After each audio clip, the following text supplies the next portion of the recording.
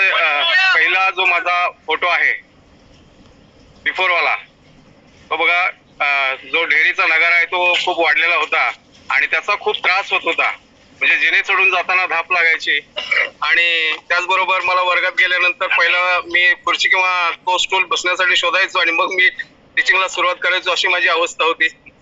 आणि त्याचप्रमाणे मला बीपीचा त्रास होता, शुगर माझी खूप वाढलेली होती आणि निगेटिव्ह विचार मनामध्ये यायचे. आता आपलं फारसं जे आपण जगत नाहीये, लवकरच आपलं हे सगळं इथला घाशा गुंडाळायचा आहे, अशा प्रकारचे माइंड मध्ये विचार यायचे.